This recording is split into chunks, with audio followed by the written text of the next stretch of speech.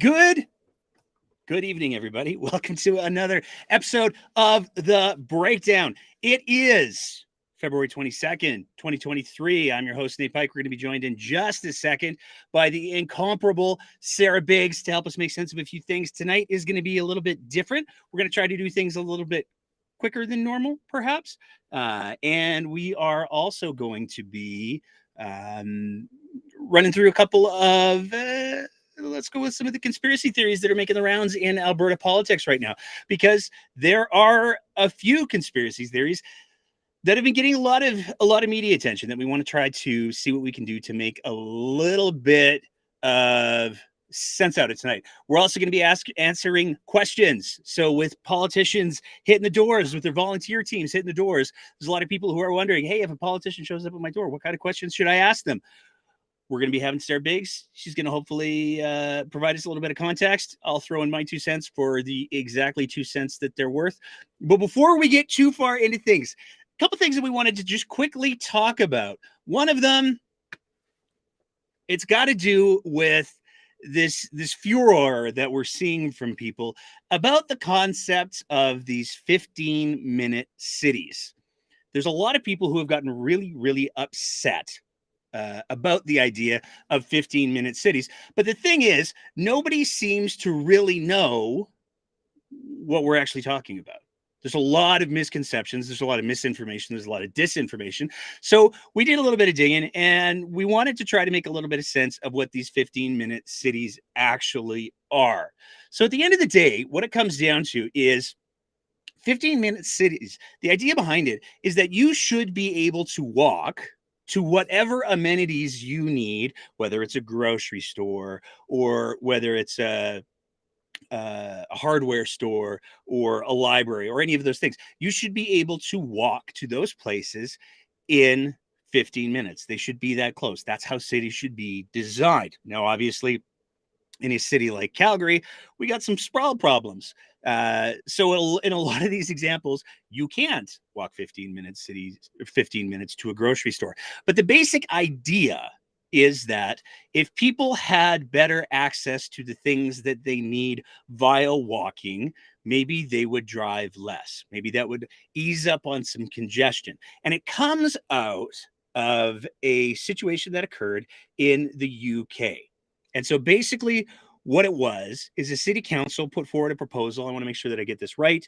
They put forward a proposal to have effectively traffic filters. So what traffic filters are is areas where just driving through isn't allowed. If you just drive through these areas, then you'll get a ticket.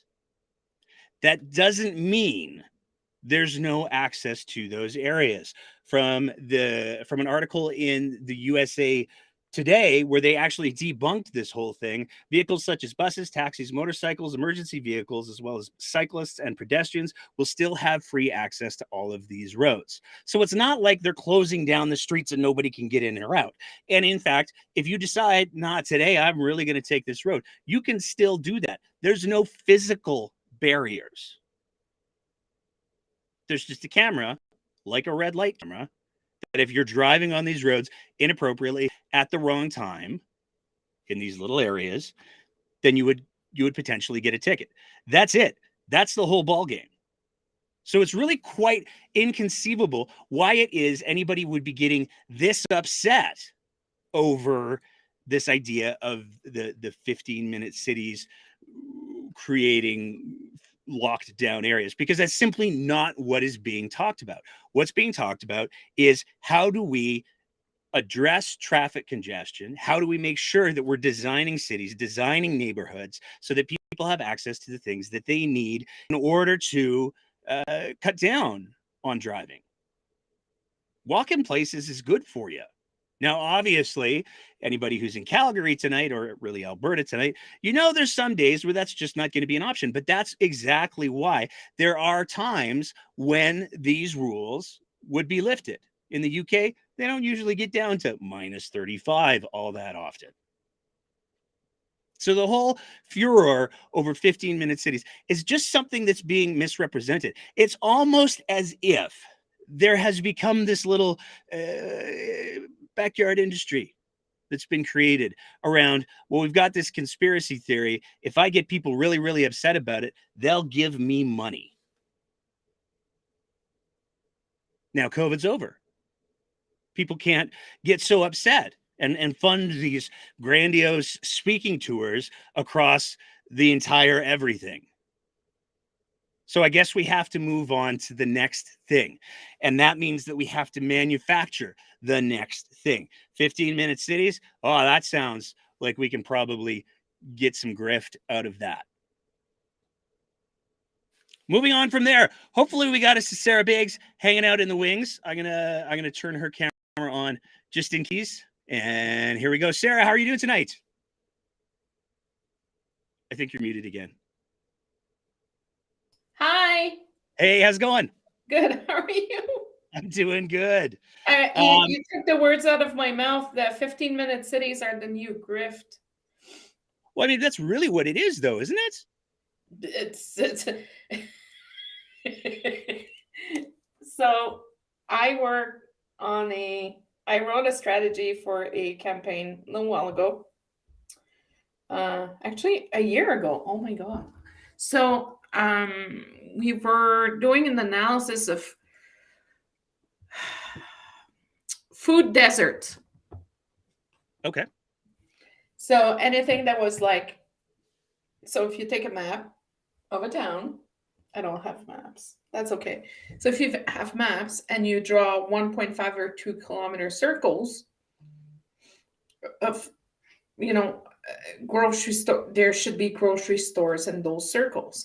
And what we noticed is that we had circles like this, on the west end like this. Then on the south side of the city, it was like this. So there was a huge food desert. So, I see 15-minute city as, let's go back to 1915 mentality. Every district had their butcher, their, bread maker, how do you call it? The bread place. I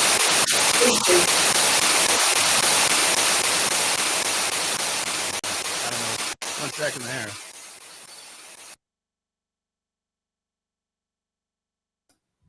Hi.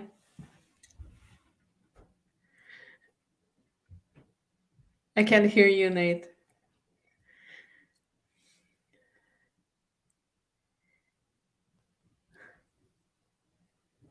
Oh no, Nate broke it. Can you hear? I could hear you for a second, then it died again. Can you hear me now? Yes. Okay. Perfect. Good. Fingers crossed, everybody. So, everybody had their butcher, their bakery. Yes, sorry, I can't speak English tonight. My toddler's been sick for the past 2 days, and mommy has not slept a lot. Our vegetable markets, the pharmacy, everything you needed was in those neighborhoods. And back in the day, there was no cars. There was a local school, there was a local church, there was the doctor sometimes that had an office there, the lawyer. Like if you look at Inglewood/Ramsey is the best example of how it was back in the day. People didn't have cars. People were walking to go to school. People were going to, walk. Take the kids, go for a walk, grab the groceries, stop by the bakery, stop by the butcher to get a special, and then go home. And the way I see it is that with all the transportation issues and sprawl issues that we are dealing with right now, density could be one of the great equalizers of the issues that we're having. Like today I was driving on Acadia. The line was just so long just to get to the light. So I went around. But it shouldn't be that way. We shouldn't have to struggle to get around. And yeah, I see 15-minute cities as just like, it's not a concentration camp. It's not like what's in China. It's nothing like this. It's just there's a model in Vancouver some developers are working on. So at each corner, there's a store at the bottom. And then the second, third floor has, apartments, condos, whatever you want to name it. in my hometown, Switzerland, where my family's from, we still have. So my great grandparents were traders, DERS, not traitors. So The we, Swiss were neutral. They were a neutral folk. yeah. We're always neutral. But my uncle, so they kept the house. My family, my ancestors grew up in. The house is like 200 and something years old, and we still have a clothing store on the main floor. Second, third floor is the family residence. So I think it's just an attempt to try to densify, and try to stop the sprawl and really go back to basics. It wasn't that bad back in the day when you had, like, I lived in Soleil and I loved how close everything was. I was like 3 minutes away from 17th Ave and the grocery store and everything. I could walk everywhere. It was not a problem. I was like 10 minutes away from co-op, and it was great. I didn't have to jump in my car every single time I wanted to go somewhere. And that's the problem I'm facing right now because I live in the burbs. So to take the kids swimming or to take the kids to school or to go, we need to take our car. So I think, and it's all a matter of, trying to be mindful about our emissions and how we're dealing with the environment, and less cars on the road, and try to incentivize. It's also 15-minute cities are walkable cities. They're bikeable cities. Does anyone remembers a guidebook back in 2021? Oh, I do. Oh, do we ever? But the grist, when Chris Kai goes after something, you know that it's a good thing. As a general rule. It's See, 15 minutes. Cities are the new grift.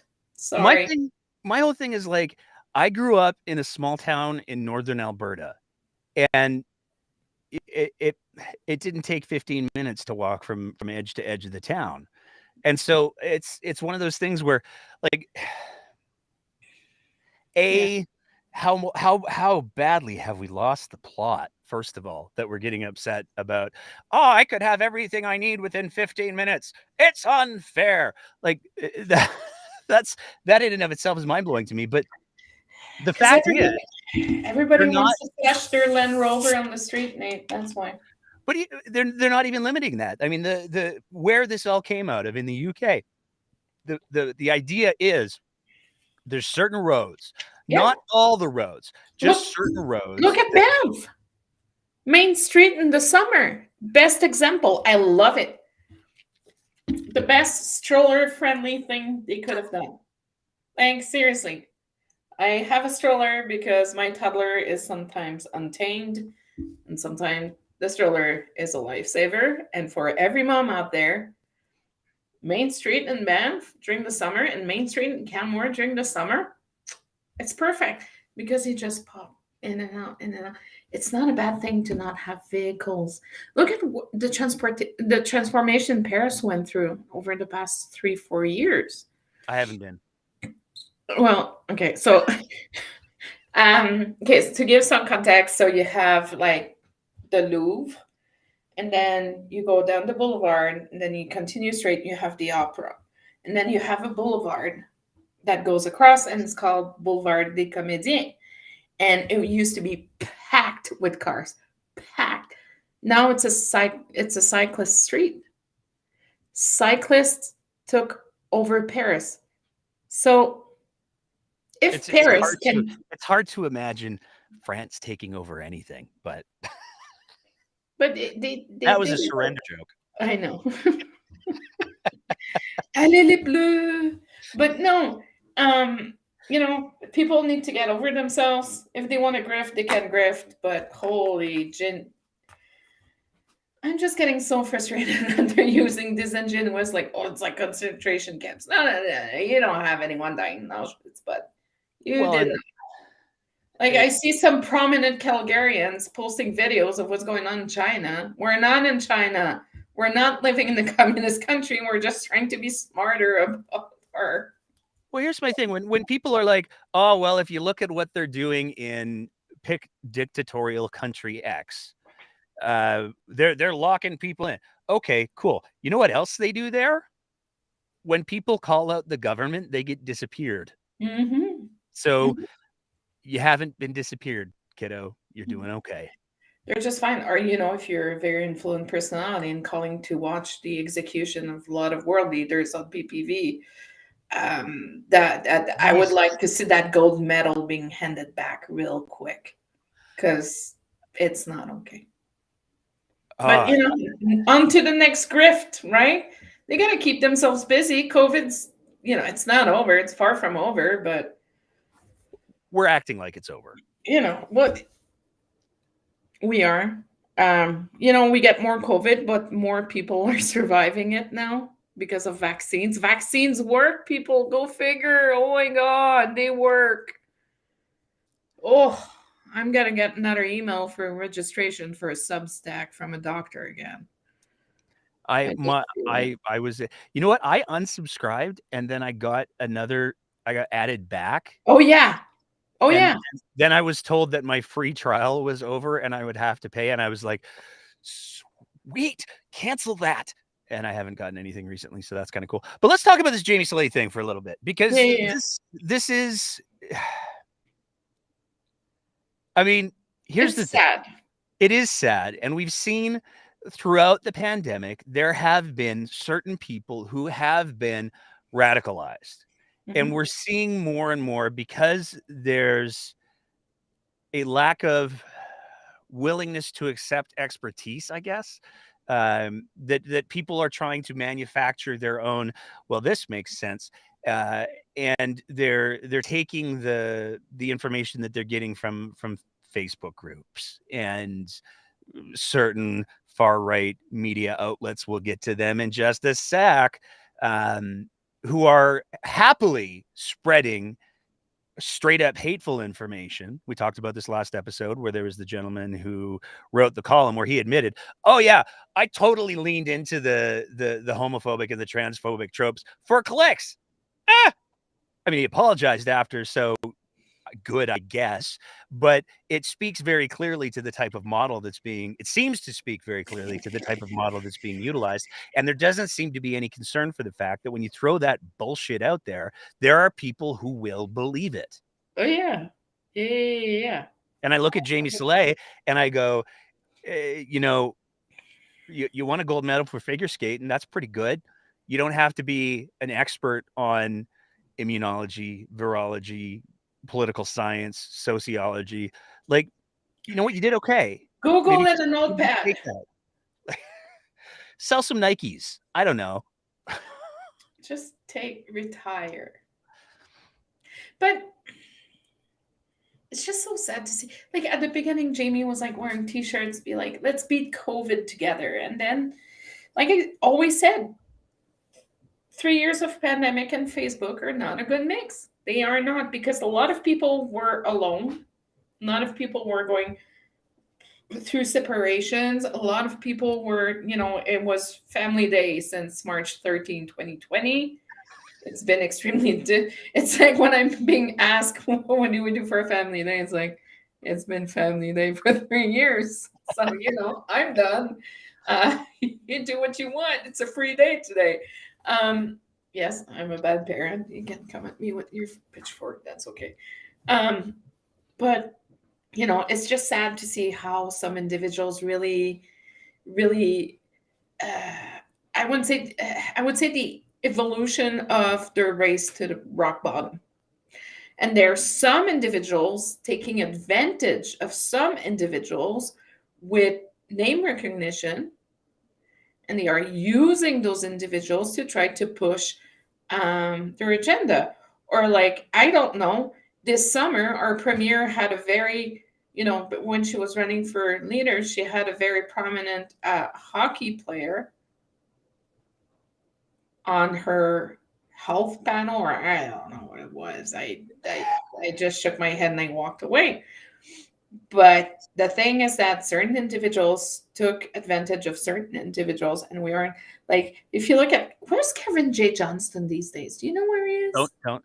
If you say it 2 more times, he'll appear. It's like Beetlejuice. Don't do it. So there we go. but no, we had a lot of actors, like, certain non-media, because they're just, pundits, or some new media came up to be able to pursue and push a new agenda. The social media context changed a lot. It was abrasive before, but it became even worse. Um, because now when you disagree with someone, you're a communist. Like, It's my true, though. husband always sends me that meme that says everybody I disagree with is a communist. It's quite funny because it's Lenin on a magic carpet ride, and it says everybody who I disagree with is a communist. But because you got to keep your sanity at some point. But it's just really, really unfortunate. And I think that, in the new curriculum, if a new curriculum is being implemented, critical thinking and how to recognize misinformation should be mandatory in high school. I'm just going to leave it at Junior high and elementary. that. There should be, and nobody should be afraid, especially the conspiracy theorists who are doing their own research. Nobody should be afraid of asking well-informed questions. And I mean, when you see someone like Jordan Peterson, I saw put out a tweet this week where he was like, anybody who's trying to label something misinformation or disinformation is they're probably just lying to you. And it's just like, We're that is woke. that is We're the woke. clumsy, woke. That is the clumsiest and worst kind of manipulation, to be Yeah. like, hey, if it's misinformation, it's probably stuff they just don't want you to know. Well, yeah, I don't want people thinking that, I don't know, hydrochloric acid on an open wound will solve the problem. That is bad information. Somebody should be saying, don't do that. That's bad information. And if you have a problem with that, there's only one of two things that's going to happen. You're either going to find out through your own research, or Fuck you're around going, and find out. You're going to or die. Darwin's coming for you. Yeah, And I but don't see, want to see Darwin take people. no. I want people to be happy. If you don't want vaccines, that's fine. See, I was talking to a family member in Edmonton last week, and he owns a business, and his warehouse, his manufacturing warehouse, was full of orders. So he deals in technology and all that. During COVID, and when vaccines became mandatory, because he was dealing with some tradesmen, some of them were like, "Oh, no, I'm not getting the vaccine," and he was like, "You're gonna leave tonight, go get a little shot in your little arm, and you're gonna come back tomorrow morning vaccinated with your little card. If not, you don't have a job anymore." He was like, "I can't afford to shut down. I just can't." But some individuals are so deeply convinced that, You know what there is a silver lining to is there? there is to the Jamie Soleil, Theo Flurry thing. So I saw the thing, the Jamie Soleil tweet where she was like, yeah, I would love to see all of these people get executed because I'm a caring, compassionate human being. Paraphrased a little bit there for the record. But I also saw, as I was scrolling through her little timeline, she was like, oh, coming up at the end of the month, it's the live show of Fire and Ice with Theo Flurry. And I was like, man, it's been a while since I looked into this, because I heard that they were doing a television talk show on a monthly basis. And I was kind of like, okay, well, whatever, like, whatever. But here's the good news, because I did a little bit of like rabbit holing, and it turns out they don't have a studio per se. They rent out a theater, and then they set up all their stuff and they record their show, and that's fine. No, I'm not judging anyone's production values or anything, but I looked at the costs of the theater.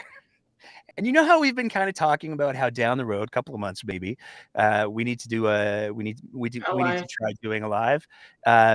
It's affordable. So we may have found a possible venue for a live thing. Olsen and Biggs will be sponsoring it. There we go. So even better. But I want to move on from there, because Yeah, talking enough about grifters. no, we're going to go back to the grifters. because I want to hit one more topic before we get into the door knocking and the questions from the comments or anybody who's on Twitter Spaces. Because there is one other thing that I think that we need to address. There's been a lot of furor lately over the drag story time. And we've talked about this on the show before. And at the end of the day, the bottom line for me is if parents are choosing to take their kids to drag story time, that's their choice as parents. And if you have a problem with that, then you need to check yourself, because you might just be an asshole.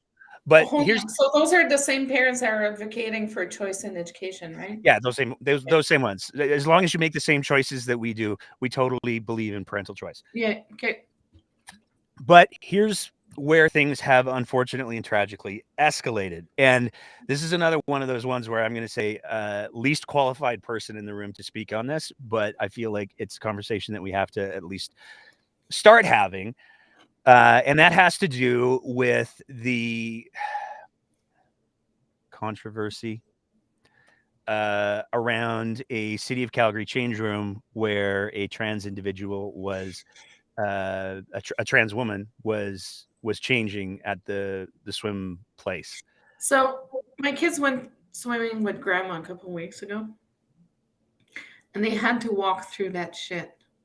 And I'm going to call it that shit.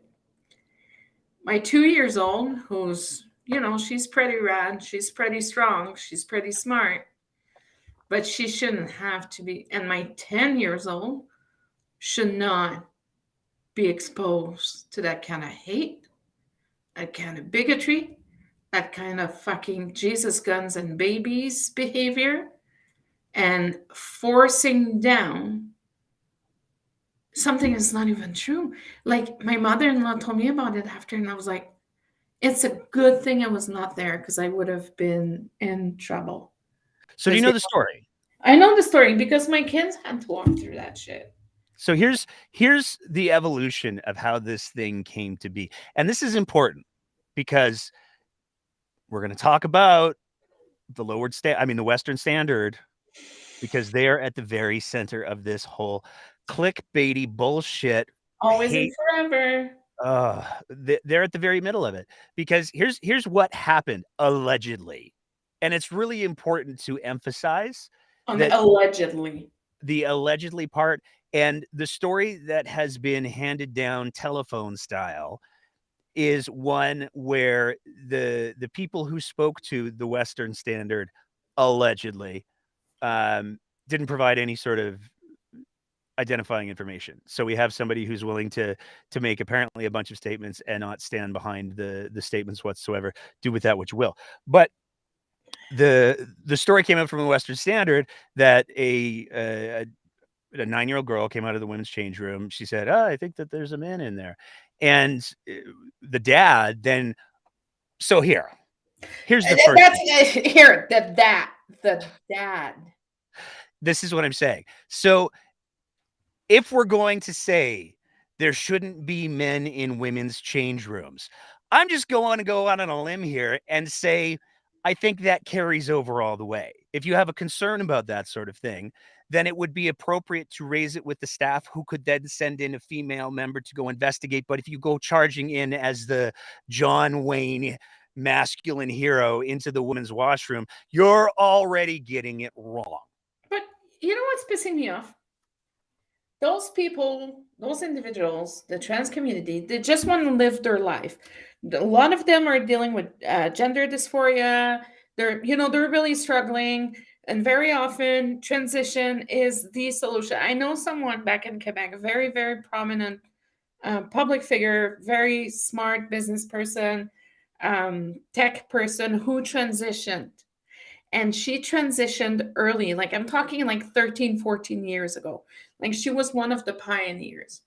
So she transitioned from male to female. But here's the thing. They're saying they're groomers and they're pedophiles. No. Guess what, guys? They just want to be fucking left alone.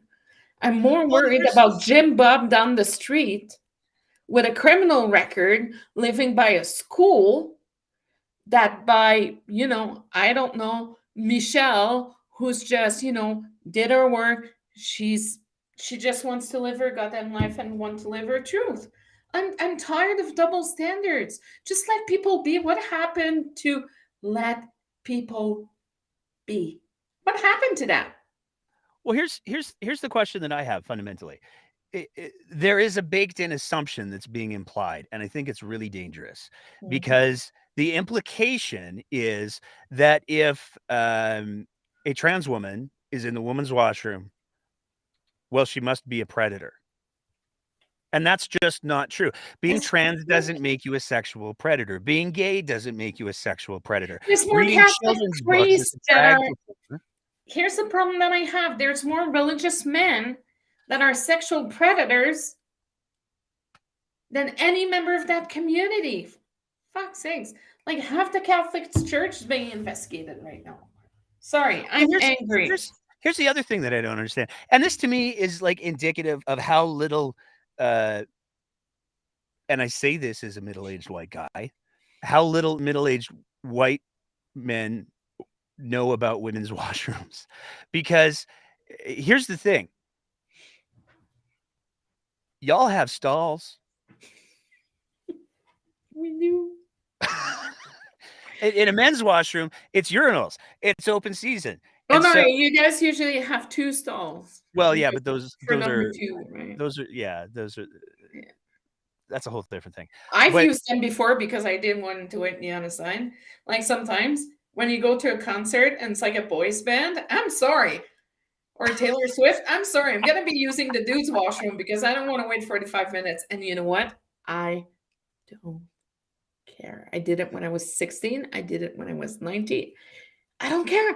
A bathroom is a bathroom. I share my bathroom with my husband. What is this? What is this?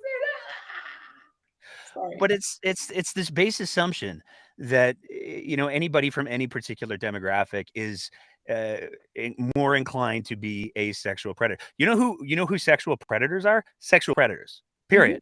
That's They're it. registered too. That's the whole ballgame. Being gay doesn't mean that you're going to be a sexual predator. Being a drag performer reading stories to children doesn't mean that you're going to be a sexual predator. Being trans doesn't mean that you're going to be a sexual predator. None of those things equal to being a sexual predator. Yeah. Period. And the notion that, like, again, it's just that we shouldn't have men in the women's washroom. So as a man, I'm going to go charging into the women's washroom and I'm going to fix the things in there. Like, But here's the thing. He left his 9 years old go alone and didn't use the family washroom instead. I have questions. I have a lot of questions. Anyways, hi to Larry Heather, who showed up with his, his speaker and his microphone and started singing songs. Oh Christ! I thought Larry Heather was in our comments for a section, and you gave me a heart attack. No. He was there singing his little heart out. Well, that's lovely. Well, he's always on this corner of Southland and McLeod with his anti-abortion signs. He always gets a good hunk and a middle finger. There we go. All right, let's move on from there. Because again, and this was one other thing I just want to mention before we move on. I spent like half an hour today trying to find out, okay, so what the hell exactly happened here? Mm-hmm. Like with this. I think it was out of Vancouver, that parent. It was from BC. It was not even. No, it was from the Canyon Meadows. It was from Canyon. And I read another story too, that it was like parents from BC that complained. There were some in Saskatchewan, but at the end of the day, all of the sources for the story that came out of Calgary were based off of, some of them just directly copy pasting the Western Standard. Mm-hmm. So when CBC hasn't picked up on it, when Global hasn't picked up on it, when CTV hasn't picked up on it, when City TV hasn't picked up, when nobody else has picked up on this major story, wake up. It kind of smells a little bit like bullshit, as I'm saying. But let's talk about door knocking. We're heading into the election, presumably. We're certainly seeing no shortage of promises being made. I mean, you and I had a conversation about this. I think it was yesterday, where it's like, I don't even know what we're going to talk about on Wednesday, because it's just been a fire hose. We're gonna we're basically going to release the budget early. Hope y'all are okay with that. So we're clearly in campaign season. One of the topics that's come up a couple of times in the chat has been, what do we say to a politician when they show up, when they're door knocking? Now, I've done the door knocking thing in not one but two elections, and I've volunteered for a couple other campaigns as well, so I'm not a stranger to door knocking. But from a political strategist standpoint, I want to hear your thoughts on what should people, knowing that we're going to be, especially if you live in Calgary, battleground city, there's going to be cannons and junk. What should people expect? What would you encourage people to be prepared with when it comes to questions? Ask about, okay, so if you have a, I don't know, conservative candidate at the door, and don't forget, we need to remain nice.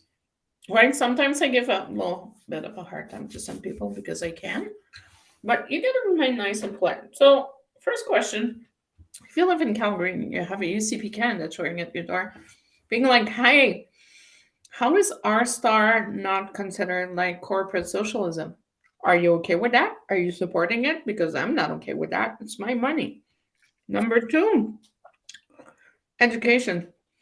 There's not enough space right now in the media and in the political debate for education. It has to be. We need to scrap the curriculum. There's a lot of issues with the curriculum and how it flows in causes so many problems. We don't have enough EAs. It's like post-secondary. Hey, we've made so much cuts for the past 2 years, but hey, we're gonna for the past 4 years, but hey, we're gonna be putting in the cap, so it's gonna help the students in 2024, 2025, I think, Nate. And then university are gonna be getting even less money, so you're shit out of luck. Then I would ask about transition. Ask them hard questions. What are they going to do? How are they planning to address, I just want to be crystal clear when we're talking about, given what we just finished talking about, when you're talking about transition, you're talking about just transition. Just transition. Or they've got a new name for it. They rebranded it. Yeah, sustainable jobs bill. Sorry, I didn't mean about individuals transitioning. But you should tell them that that's any politician who wants to talk about that, you should just tell them it's none of their goddamn business. Yeah. And just fuck off, Brenda. Just, go away. Sorry for anyone listening. It's named Brenda. That's just my line these days. Not all Brendas. Yeah, not all Brendas. It's not like not all Karens, right? Or Lindas. Anyways. So, you need to ask questions that do matter to you, that have consequences, issues that are in your neighborhood. A lot of people are on, community Facebook page. Like, I know what the issues are in my community. I'm not going to give the name, but I know what the issues are. It's like during a municipal election, everybody wants snow clearing, but no one's getting it done because nobody wants to pay more taxes, and then it's up for another whole discussion. But ask them, education. How will my kid meet the requirements when the rollout is so disastrous? Okay, so you said that you didn't want to throw more money on the healthcare system, but you just announced $2 billion. What's up with that? We're just genuinely trying to understand. There's an article that came out today that Daniel Smith doesn't even know how many people are waiting for a recovery bed. But it's indisputable that Alberta is leading the way in addiction street. Ask my dead cousin how he feels about it. Sorry, that one's very, very personal for me. It's the night she got elected, my cousin passed. It's very, very personal. Like, we cannot force, we can't force individuals into recovery. We can support them. We can provide them, like, harm reduction is king here, guys. What are they going to do to, homelessness right now is a big problem. There's a journalist at a news outlet in the city taking pictures. For some reason, he loves writing articles about me without calling me or quoting me properly. But he was taking pictures, shameless pictures of individuals just really trying to warm up. Like, what a fucking shame. That's where you're at, bud? I'd be ashamed to be getting a paycheck from the shit he writes. It's just shameful. Like, the city's suffering. Are we going to give a better deal to cities so they can have more money to allocate to DOAP teams? Alpha House, they're opening 35 recovery beds at the DI, but the DI is short staffed and it's not necessarily the safest place on earth right now. Talk about local issues and hold your representatives, both sides, accountable, because both sides will want you to believe what they are trying to do, but you need to hold your feet to the fire. You have to. This election, we need to be extremely, extremely thorough on our politicians. But it's like, for me, in my area, it's like, okay, how are you going to be protecting this park? What are you going to do about it? Or, I don't know. If I was rural, I would be like, hey, I'm planning on getting pregnant this year.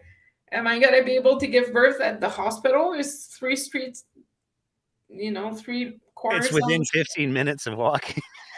15. But, we need to go back to basics, guys. Forget about all the fluffy programs, and we have lost our ways. We have lost what good fiscal management was. We have lost, let's remember that some individuals chose to immigrate to Canada, and they chose Alberta within Canada because of their excellent educational program. Well, guess what? UConn dropped us and they took BC. So, that we need to be. The thing is that some MLAs really have the constituents, concerns at heart. They try to work for it. Elect someone forget the parties. Elect someone is going to work for you. That's what I would say.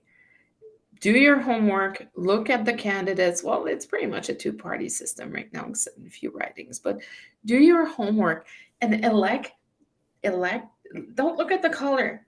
Don't look at the color of the sign. Don't ask them the hard question of what they are going to do for you during hard times. Well, one of the things that I think is worth highlighting when it comes to the door knocking and the questions, as somebody who has stood on the knocking side of I did so much knocking. Yeah. One of the things that has always really sort of resonated with me is when you get to a door and somebody's very clearly prepared. They've been waiting for this moment. And I remember there were a couple of houses that I went to where somebody had notes that they kept beside the door so that when some politician showed up, they could be like, all right, here's the list. And I think that sort of thing for me was, oh, this is exciting. This is a person who's engaged. I'm going to have a fun conversation here. Those were always the doors that I stayed way too long at. But should people have a list, do you think? Yeah, make your list. Your priorities. Local representation is best representation at this point, because rural is going to be different from urban. Northeast Calgary reality is different than Southeast Calgary. We need to elect local representatives. Elect someone that lives in your riding. Elect someone that knows your riding. Elect someone that is going to show up when you're struggling, where the premier is doing a boo-boo, and that will be listening. Funny enough, during the municipal campaign 2 years ago, somebody from a candidate's team called on my husband's phone. They were like, hey, we're calling from this campaign. Do you have a minute to talk? And he was like, no, but you might want to talk to my wife.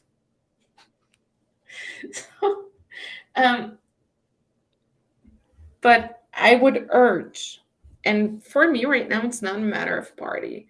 It's a matter of local representation. If you believe that your candidate does not represent your values, or there's too many red flags per se for you, look for another candidate. Because if not, we're never, never, never going to get out the conundrum we're in, ever. So vote for local representation. Vote for someone that can go to the bat if you need infrastructure. Not too far from my house, it's like Anderson and all that. And they're just redoing a whole chunk of it. And you know what? That's great. Municipal funds were, allotted, some financing from the government. We're getting some upgrades. Awesome.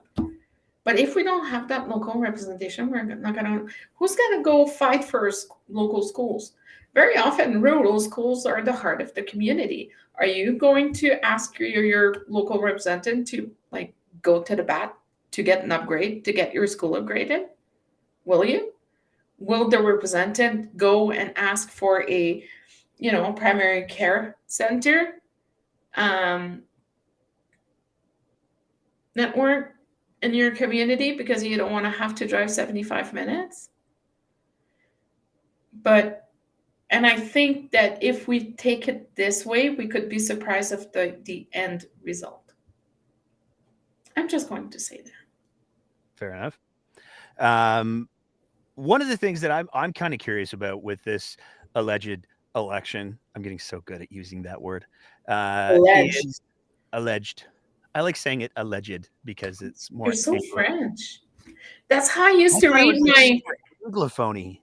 But when I was a kid, I thought that every word that ended by ed, I had to pronounce the ed. Walked, patted, talked. When I was 9, living in Quebec and barely speaking English, I was like super eager beaver. We're going to see very likely in some of the more engaged communities that have active community associations, we're going to see debates.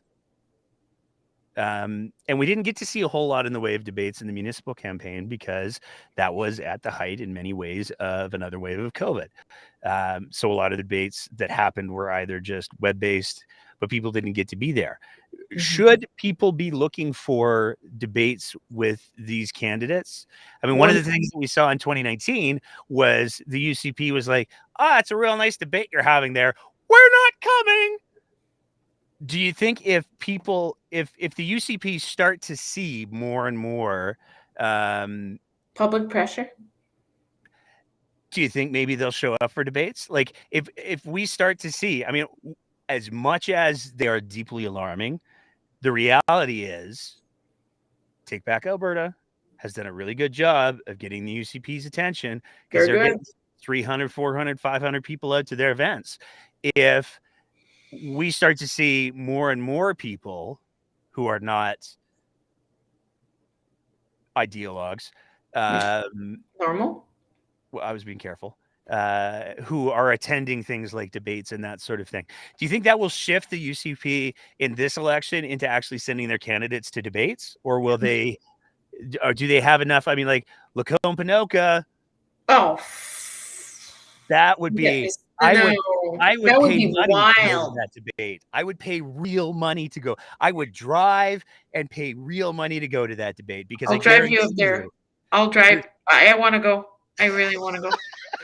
I'm gonna bring my popcorn, sit in second row in the back. It's gonna be in some swing ridings, yes, maybe, because very often swing ridings are not rural, more urban. People are more interested into political debate, political discourse, and everything in between. Some of them are paying more attention, and I'm not dunking on rural right now. I'm just saying, it's a different kind of voter base, white collar, very, very white collar in certain areas in the city. Why not? Yes, I honestly think that if some candidates are not showing up at the debate, I think it could badly look on them and they're hiding. 100%. Yeah. I think it could have consequences. Here's a question for you, and this has come up in the chat. And one of the things that we said we were going to do was address questions that came up in the chat tonight. If anybody does have any questions about door knocking or anything like that, please. It's an AMA. Yep. one of the questions that came up had to do with the interview that The Breakdown did a little while ago, as part of our, I think it ended up being a 4-part series on the problems of political parties and the whipping that happens. To answer the question for politics of disability and equity, the 3 people that we spoke to in particular were ex-Justice Minister, the Honorable, she kept the honorific, and I love that, Stephanie McLean, NDP MLA Robin Luff, and Derek Fildebrand. And what I thought was really interesting, as much as it's very clear, I have a lot of contempt for the Western Standard these days. It was actually Stephanie McLean, Robin Luff, both NDP. I'm not going to say which one, but one of them said, you should get Derek to come on. Mm-hmm. So there is a lot more, there used to be a lot more openness to conversation between deeply opposing viewpoints. But it was fascinating to see the reality that, you have Stephanie McLean, Robin Luff, and Derek Fildebrand, and all of them were saying the whipping process is so complete that it is almost impossible for a NDP or UCP or Wild Rose or UCP, because who are we kidding these days, MLA step out of line without having to deal with massive consequences. Mm-hmm. Yeah. So how do you approach, how would you suggest people approach that? Because one of the things that has come up in the comments a couple of times here already, not only on YouTube but also on the Twitter machine, I'm is not reading the comments. You're not allowed to read the comments. How do we have that conversation with the prospective MLA about how are you going to be able to advocate for your communities, for community issues, while at the same time getting Indiana Jones something hard on a daily basis? That was a bullwhip joke. So follow the events very often. So it's going to be spring. It's going to be nice. There's going to be like Victoria Day. Well, if the election's in May. Follow, maybe some unions will be organizing some events.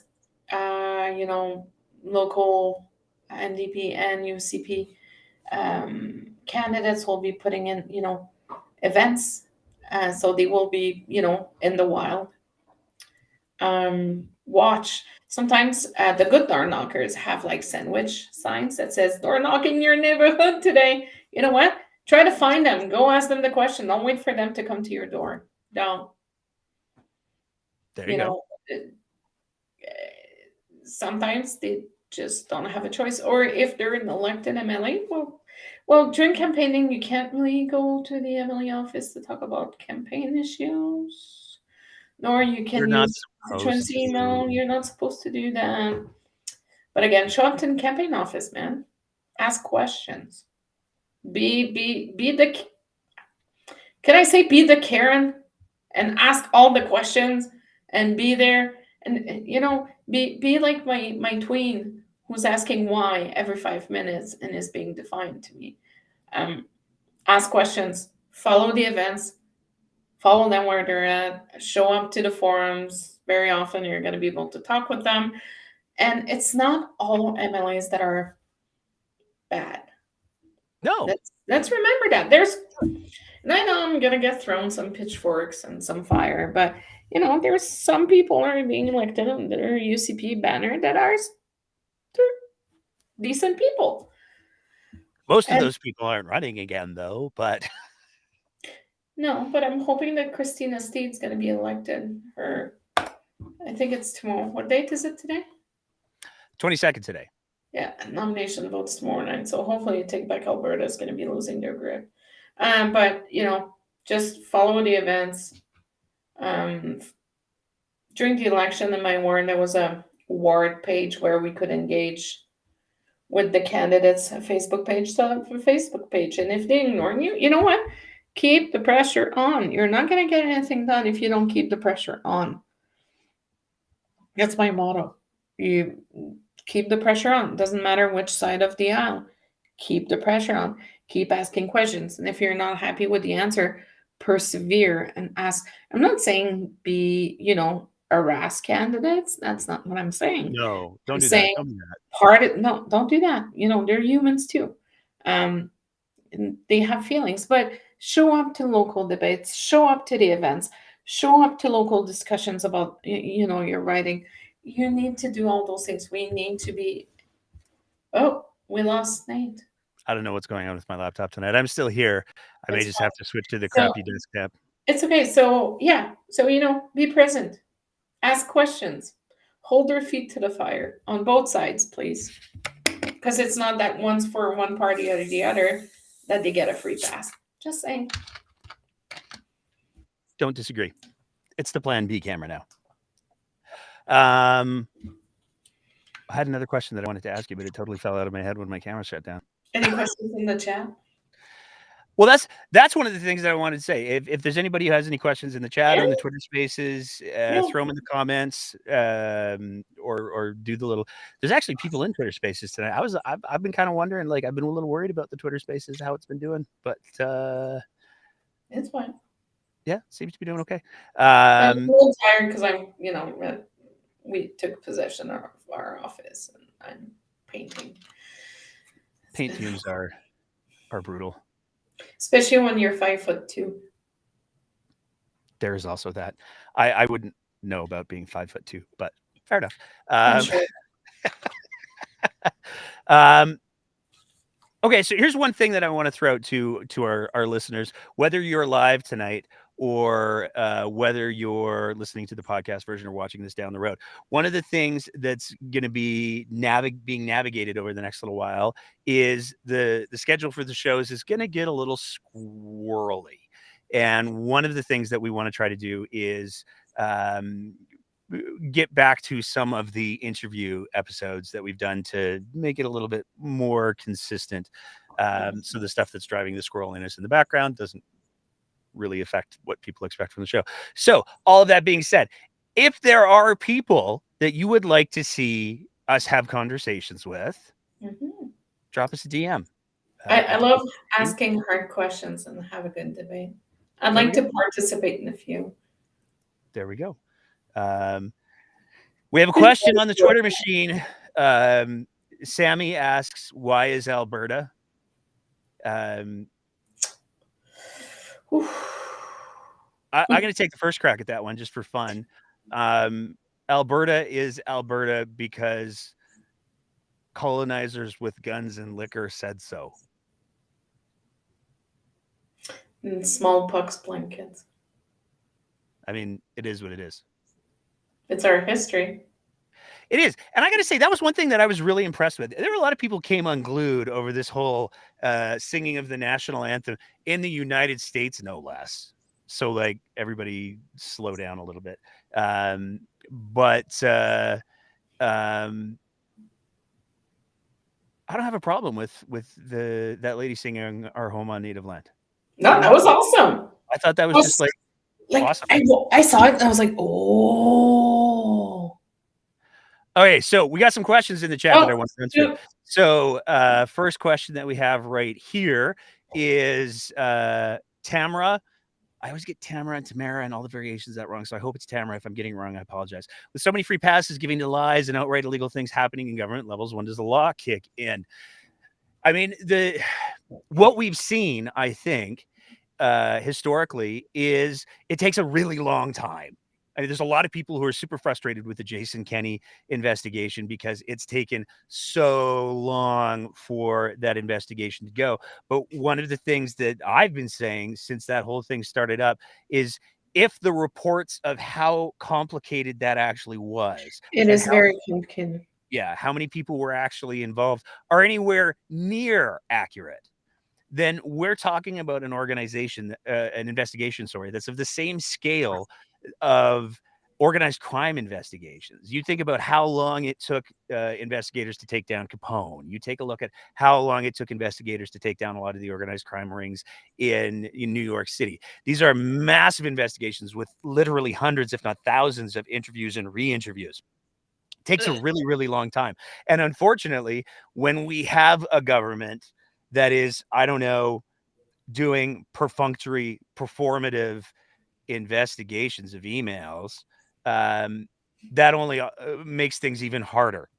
Yeah. But I do believe that in the vast majority of cases where people have egregiously broken the law, the consequences do eventually show up. Takes a while, but the consequences do eventually show up. With the looking at the Mr. Kenny's alleged illegal leadership campaign. Almost tripped on that one. Looking at that, that's a situation where I think that there's a very strong argument to be made. When that investigation's done, we're going to see some things. So that would be my answer. Sarah, what do you think? Why are free passes given to lies? I mean, lies aren't illegal. That's part of the No. problem is people can lie. We see that all the time where politicians lie or The thing political is actors. that we kind of, I feel like there's been more space for being complacent. There's more space for being tolerant. No matter what happens, we're like, yeah, maybe they messed up, or maybe this, maybe that. Or individuals are just exhausted. So when does the law kick in? Is a very, very, very complicated question. Because, when you're saying, oh, well, my dog gave birth to 25 puppies last weekend, and, people on CERB eat Cheetos. There's no consequences to that. Yeah, Because I the got the biggest whips, fish. that's the thing, the whips don't want to bother about that kind of, the whips are busy enough trying to keep everybody in tow, and they're not going to worry about that stuff. So when does the law kick in? When they will decide, or when we will see fit, or when there's going to be enough public pressure. Because believe it or not, there's not enough public pressure to finish those investigations or to try to clear everything that's been happening. There's not enough. Even because the public outrage lasts 2, 3, 4 days, maybe a week, maybe 2, and that's it. Then it dies, and just dies. There we So go. someone, someone needs to stop looking. How would I say that? So someone needs to. So somebody that watches our show just texted me, and it says that, people need to stop looking for someone to save them from their responsibility to participate in democracy. Decisions are made by those that show up. It is made by those who show up. Next question. Has Yeah. Jesperson asked you to join his show? Sarah Biggs has been on the Jesperson show. Yeah. I've never received We're an invite. buds. I think it's probably because, as has been established in the past, I think he would be intimidated by my Jesperson impersonation. I'm just saying that these sorts of things. Oh my god! Keep telling yourself that. No, I've been. You were the one who said I sounded like him. So I don't know. Don't blame me. No, I don't know who the question was for, but I go once in a while. Yeah, Sarah's a big deal. No, no, you're a big deal. Deal with it. No. Look at my hair. Like I'm just like. Why do you think I wear a hat? Yeah, but you're not gonna like. I'm gonna be judged by the hat that I'm wearing. So it might be matching my car. There you go. Another one here. How is it the UCP can put out political ads without outright blatant and over-the-top lies? Do we have no laws against that? No. There are no laws against, to the best of my knowledge, there are no laws against misinformation, lies. But at the end of the day, you can say whatever you want. You just need to accept the consequences. That's called freedom of speech. There we go. So the argument would be, and certainly the argument that gets forwarded quite a bit, is if somebody lies on a political ad, hold their feet to fire. Exactly. Wait, and that's the thing. And freedom of speech goes to both sides, right? There is a responsibility for everything. Like I stand by everything that I say every day. That's why I got a liability insurance. But the thing is that there's no laws, and it would not be in the country's or the province's best interest to. That's why C21 is muddy right now for so many reasons on both sides of the aisle. Some liberals like Margaret. Um, oh my God. Thatcher. No, not the dead one. Uh, the one that wrote. Oh my God, my brain's not functioning. Doesn't matter. Liberal MP. No. The writer that wrote Gilead. Oh, Atwood. Atwood, thank you. Sorry, I'm very tired. I thought you were talking about an MP, and I was all No, confused. no. But even individuals are fairly liberal, like Margaret Atwood, are like, ooh, C21 maybe not a good idea. It's. I don't get it. But I think that there would be a lot of very, very dangerous precedents. And at the end of the day, we've seen what happened. We've seen a lot of fuck around find out for the past 3 years. You're free to speak as much as your little heart desires, but there's consequences sometimes, and hate speech is one of them. When you're getting changed. But we can't. Everybody's gonna lie. Everybody lies. That's the thing. Everybody lies. I think part of the problem, though, is that we have seen there used to be an expectation that political actors, politicians, would at the very least err towards a more accurate version of things, or a more accurate factual-based interpretation of their things. But what we've seen, especially with Danielle Smith, because I'm going to say it again, Danielle Smith lies all the time. There are politicians who have figured out that if I lie to people, there will be some people that go, I think that might be bullshit. And there are some other people who will go, you're saying exactly what I want to hear. It's not my fault after all. And I think that that's a big part of why they feel like they're able to get away with it. But at the end of the day, the only thing that's going to stop them from, there's really only two mechanisms. The first one is if somebody says something about someone that's not true, then you're getting into the libel and defamation territory. Yep. And that's a whole other conversation, but it's very expensive to insure. Yeah. If for Danielle Smith to say, vote. Oh, the anti-vax were the most discriminated against people in history, that's not true. That's demonstrably not true, but she can get away with it. But it was a case of FAFO, though, because everybody dunked on her after that, right? Except for her base. Yeah, but her base is going to be her base. But it's like the NDP base is going to be the NDP base, right? For certain individuals, your party will do no wrong on both sides. So that is called hyper-partisanship. And I'm sorry if I'm hurting feelings, right? But that's what it is. When you are dealing with hyper-partisans, like Trump said, you remember what Trump said in 2016 campaign? I could go on Fifth Avenue and shoot someone on the street and I would not get arrested. Yep. How many Republicans were okay with that? There were a lot of Republicans that figured out very quickly that their biggest priority was not their ethics or their integrity. It was about being on the winning team. And that's part of the problem. I want to address a comment that's in the comments here real quick, because I think that it is important. Tammy Morrison here says the UCP block people who push back. Yeah. Okay. That's okay. Because here's the thing. You're not going to be able to convince them.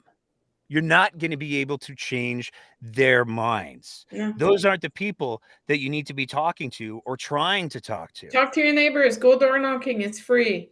This is what I'm saying. Involve yourself on the political level. If you have a union, get engaged with your union. If you are part of a professional association, everybody's going on campaign mode right now. Every single union in the province is going to be talking about their own very specific issue during this campaign. Get involved. Door knocking costs this much. It's true. And it is, I still believe that it is one of the most powerful tools, especially after COVID. Well, after Oh, and COVID. the science backs it up. Like the science on the statistics on what are the most powerful tools that can be used during a political campaign, and overwhelmingly door knocking is like the biggest, because that gets people engaged. That gets people having conversations. Mhm. It's so important. So not only is it important to sort of go back to where we started from, not only is it important to make sure that you're prepared when the politician du jour shows up, and hi, my name's Timmy. What would you like to know about my platform? And making sure that you've got questions prepared and you know what you want to talk about. But the inverse is also true. You can go out and you can say, "Hey, I like Team Waffle House. I'm going to go door knock for Team Waffle House." And Uh-uh. International House of Pancakes, man. see, now we're back to the two-party system. But um, that is something, and I can tell you, as somebody, and I'm sure you'll agree with me, Sarah, um, that's one of the hardest thing to find volunteers for, and it's the biggest thing that makes a difference in political campaigns. Okay, so here's one confession I need to make. When one of the hardest positions in during a political campaign is being the volunteer coordinator. And trust me, I try not to be because I'm not good That at job it. sucks. That It job sucks. sucks. It's horrible. I love my people, but it sucks. Because you're no, I'm gonna sound like a jerk. I'm gonna stop talking, but I would Here's the rather thing: go if fundraise. if you want to be a big help to a political campaign, volunteer to be their volunteer coordinator. Coordinator, because seriously, it's a nightmare. It's a logistical nightmare. You got to coordinate everything. You got to coordinate between campaigns. If you're not happy with what the other campaign's doing, you're trying to do your thing on your own, then you get yelled at and F that. No, no, no. That's why I manage and that's why I write strategy. I don't. Volunteer coordinators are saints. True, though. And it is a paid position usually. So, just saying. Um, Because there are paid positions on a political campaign. oh, for sure there are. Mm-hmm.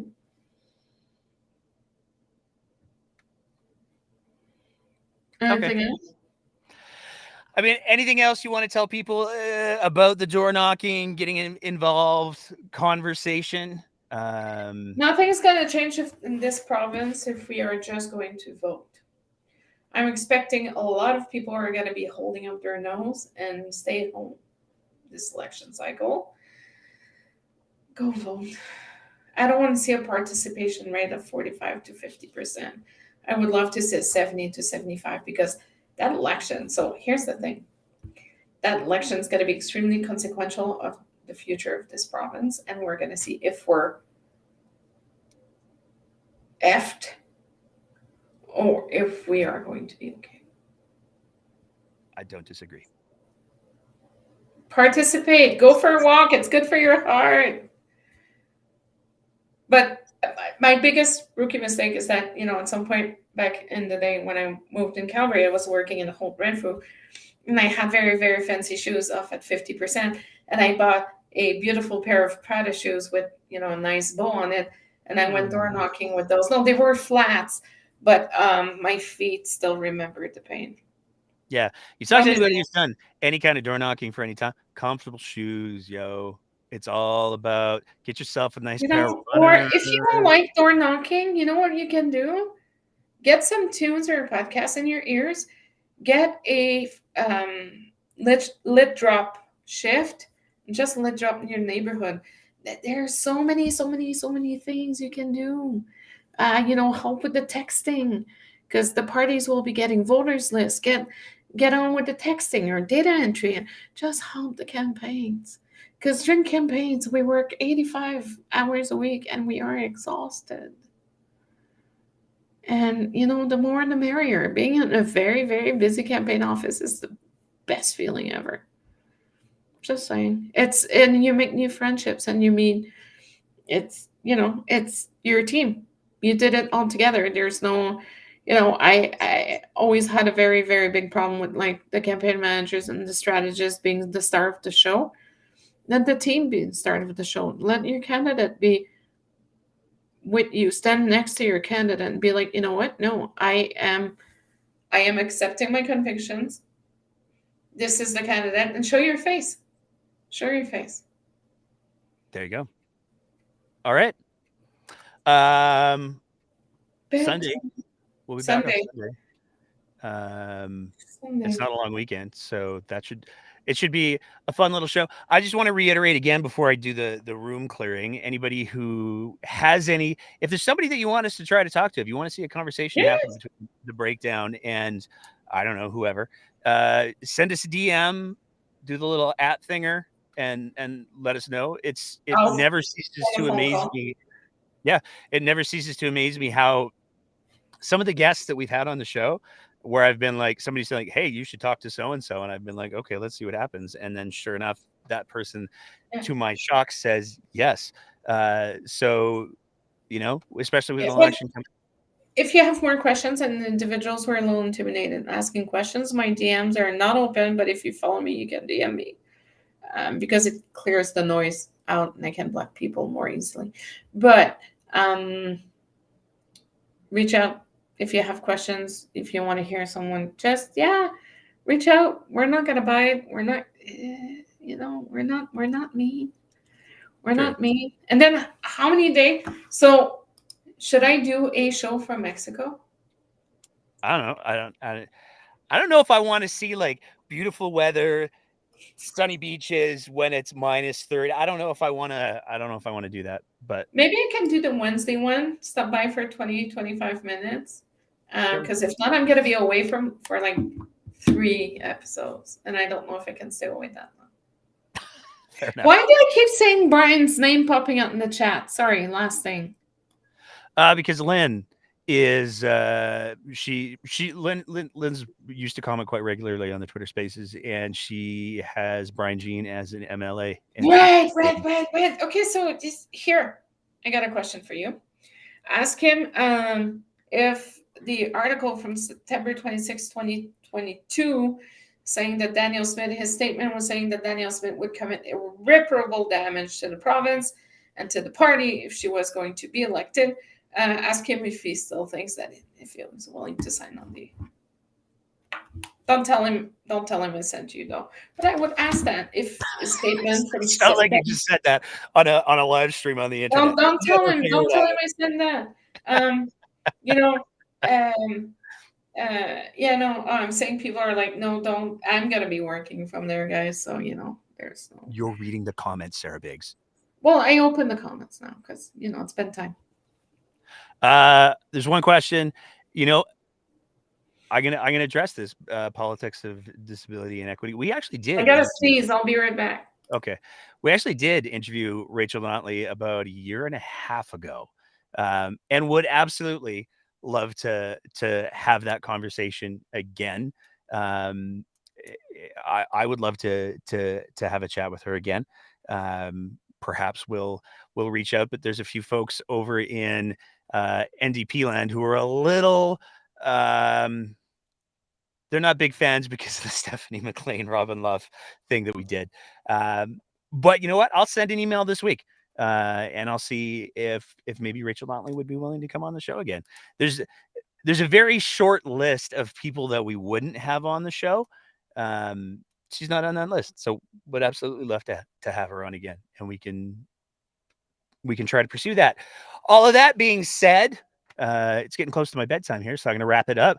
Want to say a big thank you to everybody in the comments tonight. Absolutely love the interaction. That's one of the things that makes this so much fun.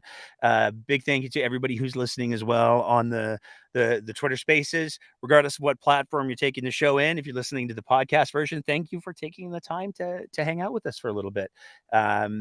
As always, if you appreciate the kind of content that we're trying to produce here at The Breakdown, you can always sign up to be one of our Patreon supporters at www.patreon.com/thebreakdownab, where for just the price of a fancy cup of coffee a month, you can help us to continue to try to produce the kind of content that we do and hopefully address some of these ongoing technical issues that just every time I think we get them solved, they come back, and I don't know why. So yeah, you can do that at www.patreon.com/thebreakdown. Maybe one of the other things that I promised myself I would plug is we've got a Substack now too, because there were quite a few people who were saying, hey, you know what? Love the live show, but I'd love to have something that I can refer back to. I'd love to see some of the links and stuff. So if you go to our Twitter, you can check out the Substack that we're running there. We're trying to publish that once a week to kind of fill in all the blanks. And that's not paywalled either, because we don't do that. So you can take that in as well. In the meantime, we're going to be back on Sunday. Everybody, please have a great week. Try to stay, quite literally safe. It's friggin' cold out there in Alberta right now. And take care of yourselves. And as always, keep the conversation going.